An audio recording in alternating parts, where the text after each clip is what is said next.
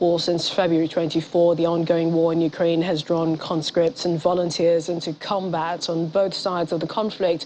And before Russia's invasion, Ukrainians joined citizen militias to train on how they could defend themselves and their country if Russia crossed into its territory. President Volodymyr Zelensky moved to arm civilians with roughly 18,000 rifles in the Kyiv region alone, this according to one report. And to acquire these firearms, citizens needed only to show an ID, rounding out the defense capabilities of average citizens. Ukrainian officials took to the airwaves post-invasion to inform the citizens how to manufacture Molotov cocktails efficiently and where and how to attack Russian armored vehicles with them effectively. Well, joining us to talk more about this, international affairs expert Adam Roosevelt. He joins me now from Dubai. Thanks and welcome to the program. My pleasure. Thank you for having me. What's your take on the proliferation of weapons, and this is as a result of the invasion in Ukraine? Well, I'll first start by saying that the strategy in terms of equipping the Ukrainian military and its volunteer force has been consistent with ensuring they have the small arms, and then we effectively focused on making sure they had other equipment such as drones and so forth. Proliferation today is going to continue demanding new advanced systems to effectively what we call expand their strike capabilities as well as their range. Currently, right now, the conversation is centered on providing Ukraine with missile systems that will allow them to strike within 50 miles. Now, these equipment is essentially U.S.-grade equipment military, but it comes with conditions from the White House that this equipment will not be used to strike Russian territory. This is where the gray area will be, because what the U.S. is asking the Ukraine to do is arm themselves, but at the same time follow conditions that the U.S. sets, given that they've lost so much ground thus far. It is going to be extremely difficult to see them hold back with discipline. And that is the question, will they be able to do that? With these advanced weapons coming in, could that also change the war? I think it can. And I think if we were to put ourselves in the Kremlin's shoes, we would have a different perspective.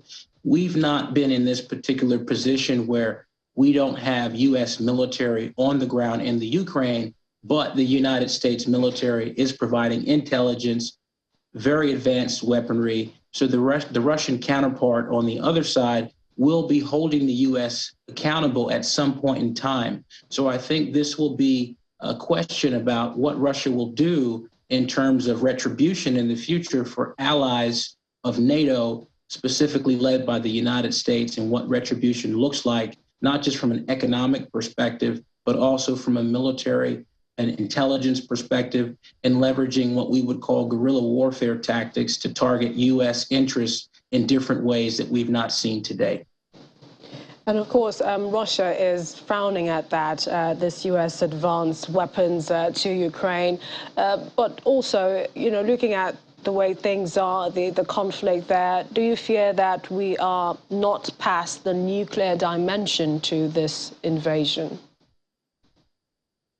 Well, having served in the military and having been in 2 military campaigns, you know, as a commander, putting the shoes on in the commander's room, I would say that nuclear capabilities not just cover nuclear. We have a term called chemical, biological, radiological, and nuclear. 4 classes, if you will, in terms of tools that could be deployed. But I would say that the Kremlin is holding back this capability primarily because they know that NATO is looking for the reason.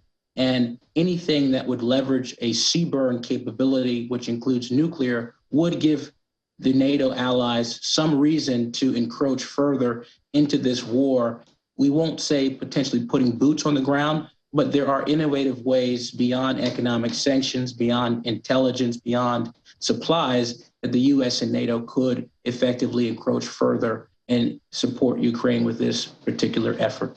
And Adam, finally, Ukraine citizens were allowed to own firearms even before the conflict, you know, by getting a license through government. What would a post-war Ukraine look like?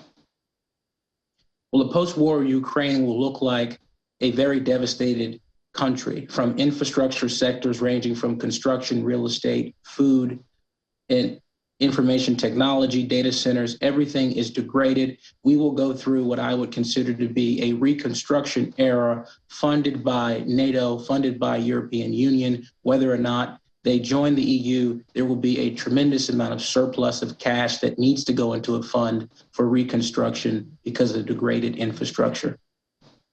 International affairs expert Adam Roosevelt from Dubai, thank you so much for joining us, your expertise on the program. Thank you.